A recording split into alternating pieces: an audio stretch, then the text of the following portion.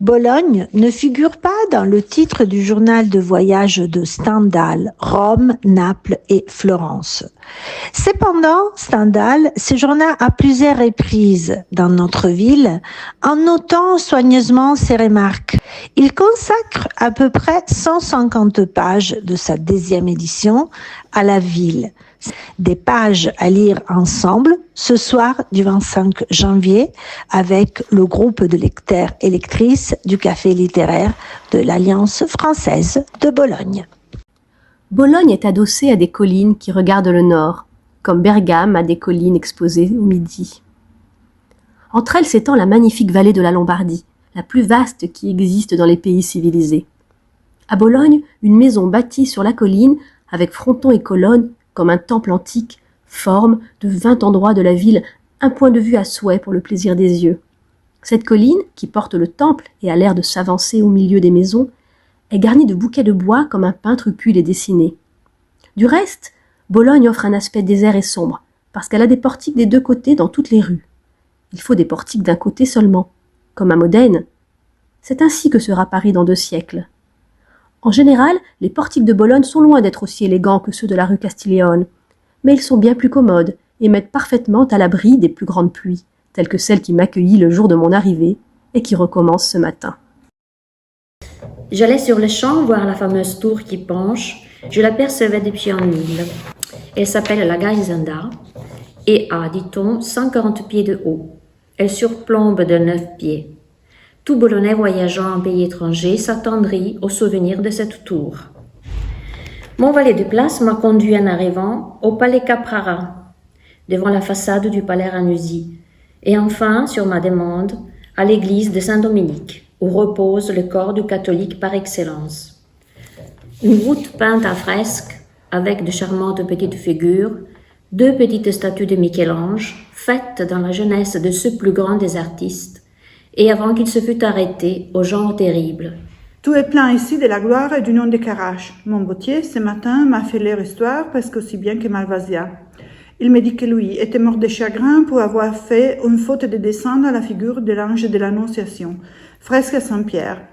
Je vais sur les champs à Saint-Pierre, la cathédrale, avec les bottiers qui s'empressaient de me conduire.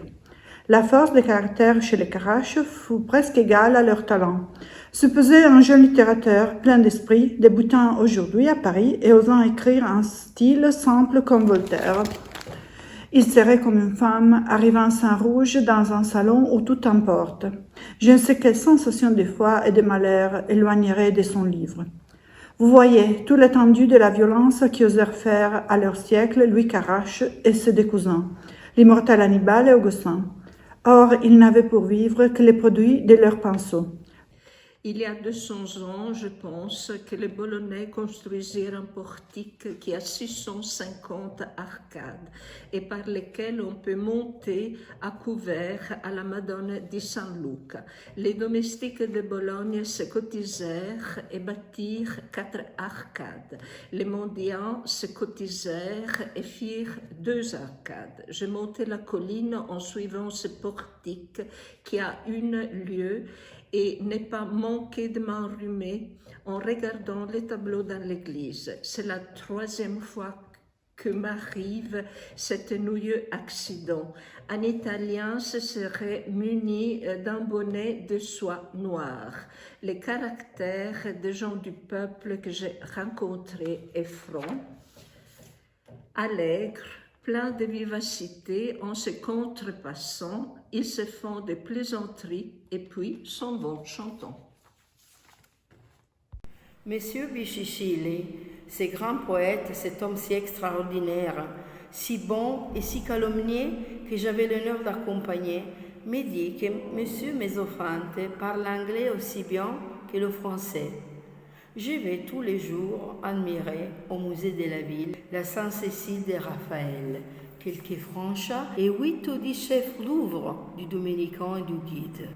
Il y a en effet des couleurs étonnantes dans le martyre du chef d'inquisiteur Saint-Pierre, qui, après 1000 crottés par lui commis, fut assommé le 6 avril 1252, près de la Barlacine. Mais il faudrait 20 pages pour parler dignement de cette admirable école de Bologne, qui, je ne sais pourquoi, est en défaveur auprès des amateurs actuels. Voilà le ton de la conversation à Bologne. La liberté des propos y est aussi grande qu'à Londres, avec cette différence que ce qui est philosophique et plat à Londres, ici est piquant. D'ailleurs, tel propos peu aristocratique tenu à Bologne scandaliserait fort la compagnie de Portland Place. La manie des citations latines règne encore en ces pays. La langue française ne passe pas l'Apennin. Madame Lambertini raconte devant moi toute l'histoire de l'avancement des Pie VII et la suite des hasards qui, de simples moines, l'ont fait pape.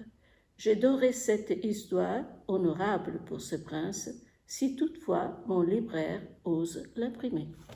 Bologne a, ce me semble, beaucoup plus d'esprit, de feu et d'originalité que Milan. On y a surtout les caractères plus ouverts. J'ai déjà, au bout de 15 jours, plus de maisons où je puis passer la soirée que je n'en aurais eu à Milan après 300 de ce jour. Mais l'amour ne se commande pas. Mon cœur a été pris par la douceur et le naturel des manières milanaises. La génie de Venise était trop légère, trop dépouillée de passion. Bologne offre précisément le mélange du degré de passion et de la fertilité d'imagination qu'il faut, selon moi, pour atteindre la perfection de l'esprit. 4 janvier. Monsieur le sénateur de Bologne reçoit tous les lundis. Madame la princesse Coligny les vendredis. Les autres jours de la semaine sont pris de façon que les mêmes personnes se rencontrent chaque soir. Je venais d'écrire que j'étais reçue dans la Société de Bologne avec grâce. Je fasse ces mots, les premiers qui se présentent en français lorsqu'il est accueilli quelque part de manière à lui faire beaucoup de plaisir. La grâce envers un inconnu qui a remis à votre porte une lettre de recommandation consiste, ce me semble, à l'accueillir comme s'il était un peu de votre société et avec l'exagération aimable des sentiments de bienveillance que vous inspirent tous les hommes bien nés. En Italie d'abord, il n'y a jamais d'exagération dans les rapports de société. Ils l'appellent leur maison de palais et parlent du moindre tableau comme s'il était de Raphaël. Peu de jouissance de musique ici. Les belles voix sont ailleurs. J'ai été tout à la société et à la peinture. Grâce à de sages conseils, je me suis lié d'abord à des hommes. Ma plus belle conquête, c'est le Monseigneur, le cardinal Lante, légat de Bologne, c'est-à-dire vice-roi, tout-puissant. Je n'avais parlé de ma vie qu'au cardinal M, qui m'avait semblé commun et souvent grossier. Le cardinal Lante est au contraire un grand seigneur, obligé seulement par son habit noir et à passe-poil rouge à certaines convenances qui ne le gênent pas 2 fois par soirée. Je compare dans mon esprit ce grand seigneur italien à l'aimable général Narbonne, mort à Wittenberg, ou à tel grand seigneur, empésé de la cour de Napoléon. Quel naturel, quelle aisance dans les façons de Monseigneur le cardinal Lante. Son frère est duc à Rome et lui a le pouvoir ici.